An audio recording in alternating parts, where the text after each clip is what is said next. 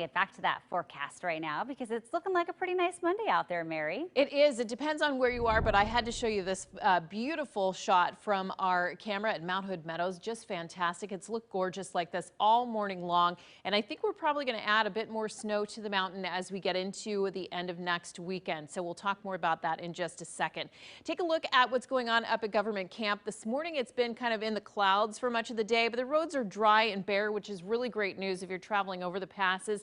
I don't think we'll see any pass snow until maybe late in the weekend, next weekend, or even into early next week. We have to really get some cold air into our area once again to bring those snow levels down. So nothing to worry about there, at least over the next several days. Meanwhile, this is something that we're still concerned about, and that is kind of our drought conditions. They're still there. They're still with us because we're still at a deficit. We've only seen 9/10 of an inch of rainfall for October so far. Our deficit for rain since January 1st is now over 4.5 inches, almost 4.6 inches. So we are still dealing with that deficit and hoping to make up some of it this coming week, but still we really need a long period of rainfall to come through for us to really break this cycle and get out of it. Right now, what we're looking at is dry conditions for not only today, but also tomorrow.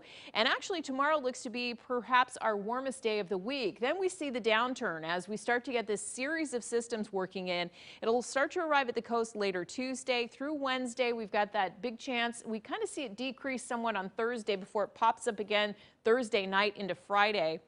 And we will see again, this is a series of storm systems, not something that's atypical for October by any means. We could see some stronger winds offshore, but nothing major for us out there at all. Still a beautiful view in Dayton this afternoon as we look out from our STOLLER winery camera. A little cool down there at 48 degrees, but all in all, not bad.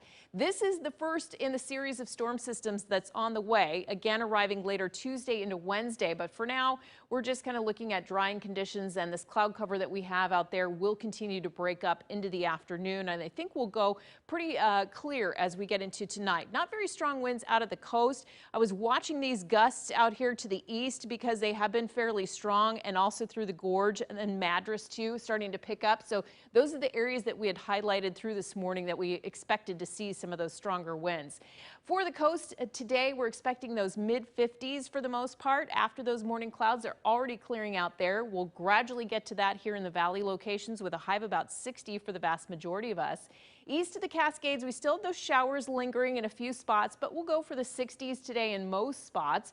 And you've already seen the wind conditions there in the gorge. They'll continue to be fairly strong, I think, through most of the day. And on the mountain, doesn't look bad at all today, as we showed you.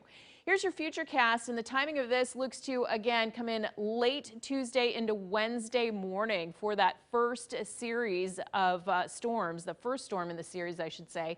And then we continue with several more as we just keep going in through the end of the week and the weekend. So that's really what we're looking at right now. As far as your 7-day forecast goes, I can show you it shapes up like this. Again, tomorrow, the warmest day of the week. We add in the rain and you start to see those temperatures decreasing through to the lower 50s by Sunday.